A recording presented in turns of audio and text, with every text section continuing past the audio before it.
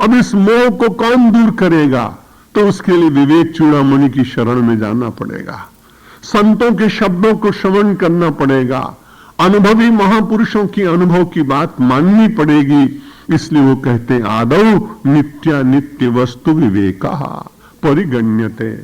सबसे पहली बात यह है कि क्या साथ जाएगा, और जब ये विचार करेंगे तो व्यक्ति को लगेगा, इसका मतलब नहीं है कि कल से वस्तुओं को छोड़ देना है। मैं पहले कह चुका हूं काम्या नाम कर्मणाम न्यासम है। कर्म तो करिए, लेकिन कर्म केवल अपने लिए नहीं, समाज के लिए भी हो सकता है। कर्म करिए लेकिन कर्म के फल की निरंतर चिंता ये भी आवश्यक नहीं, क्योंकि हमसे और आपसे तो वो किसान ज्यादा अच्छे जो अपने खेत में गेहूं बो देते हैं और रात को सो जाते हैं। बड़ा विश्वास उनको रहता है कि गेहूं बोया है तो चैत्र के महीने में गेहूं मिलेगा ही। वो बार बार गेहूं से प्राप्त होने वाली बालियों और उसके फल के संबंध में चिंता नहीं करते। अज्ञ है, अपढ़ है, निरक्षर है, केवल परिश्रम और कर्म करते हैं, लेकिन फल की बहुत चिंता नहीं करते। हम सब बड़े बुद्धिमान होकर भी आज ही बीज वपन करते हैं और दूसरे दिन ही प्रयत्न करते हैं कि इसका कुछ फल मिलेगा कि नहीं, और उसे देखने की चेष्टा भी करने लगते हैं। परिणाम ये होता है कि जब फल मिलने की कहीं भूमिका बन रही होती है, वहीं हम उसे अंकुर को अपने आप ही उसको अशक्त बना देते हैं और फिर फल की प्राप्ति होती है। इसलिए हमारे शास्त्रकार कहते हैं, गीता कहती है भाई कर्म करिए। यदि आपने सत्कर्म किया तो उसका फल तो अच्छा मिलने वाला ही है, उसके संबंध में बार बार विचार करने की आवश्यकता है नहीं। लेकिन नित्य वस्तु का विवेक इसलिए करना चाहिए कि व्यक्ति को कहीं न कहीं विराम लगाने का अवसर मिल जाए, अपने आप विचार पूर्वक उसे कहीं न कहीं छोड़ने की मन में इच्छा हो। और यदि आपके पास बहुत है तो संसार में इतने ऐसे लोग हैं जिन्होंने आपके सुख का शतांश भी प्राप्त नहीं किया, शतांश का सहस्रांश भी प्राप्त नहीं किया। अभी भी छत के नीचे सोने वाले लाखों लोग, अभी भी ऐसे लोग हैं जिन्होंने मिष्ठान्न ग्रहण नहीं किया। जगदलपुर जब मैं पहली बार गया बस्तर जिले में, तो वनवासियों का एक बड़ा सम्मेलन था। उस सम्मेलन में कुछ मारवाड़ी बंधु और कुछ गुजराती बंधु मेरे साथ जाने लगे।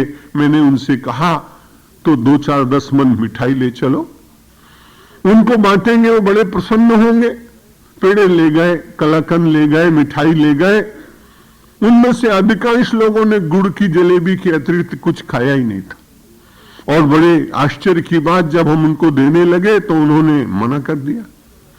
अब इतना सारा लेके गए थे, व्यर्थ चला जाता, भाषा आती नहीं। इसलिए वनवासियों के एक पंच को बुला के कहा कि भाई हम आपके निमित्त लाए हैं, आप इन्हें स्वीकार करिए, हमको बड़ी प्रसन्नता होगी। सब अपनी अपनी हांडी लेके आए थे, अपना अपना चावल लेके आए थे, अपनी अपनी लकड़ी लेके आए थे। शाम को ये प्रवचन वगैरह कीर्तन वगैरह होने के बाद सबके हजारों चूल्हे अपने आप जलने वाले थे, उनकी अपनी परंपरा है।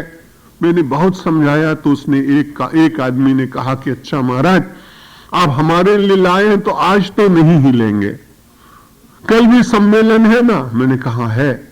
तो बोला कल क्यों लोगे? बड़ी इतनी अच्छी बात शास्त्र की कही कि हम तो सोच भी नहीं सकते कि वनवासी ऐसा सोच सकता है। उन्होंने कहा महाराज, हमारे जो बड़े बूढ़े हो गए, उन्होंने कहा जब कभी किसी महात्मा के प्रवचन, कथा, कीर्तन और यज्ञ में जाओ तो पहले दिन अपने घर का खाना, दूसरे का अन्न मत लेना, नहीं तो तुम्हारा पुण्य चला जाएगा।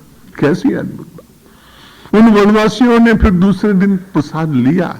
मैं निवेदन ये कर रहा था कि अभी भी देश में इतनी गरीबी है कि लोगों को वो वस्तुएं नहीं मिल पाई जो ईश्वर की कृपा और आपके पुरुषार्थ से आपको मिली होंगी। नित्य वस्तु विवेक केवल मोक्ष के लिए नहीं, बल्कि विशाल मानवता की सेवा में भी उस वृत्ति का उपयोग हो सकता है। और हम उन सब के भीतर उसी ब्रह्म का दर्शन करते हुए उसका ब्रह्मार्चन कर सकते हैं। नित्य वस्तु विवेक परिगण्यते। और उसके साथ में व्यक्ति को फिर दूसरा लक्षण भगवान बताते हैं, विरागः तदनंतरम। उसके बाद व्यक्ति के मन में विराग स्वयं जागेगा। वैराग्य जगत छोड़ने की बात नहीं है। विराग का मतलब है जिन पदार्थों में बार बार आपका मन बुद्धि प्राण फंसता है, उनसे धीरे धीरे अपने को अलग करने का प्रयत्न, और उनके बिना भी आप जी सकते हैं, ऐसा अभ्यास अपने घर में करना। ये एकादशी वगैरह के उपवास संभवतः इसीलिए रखे गए होंगे।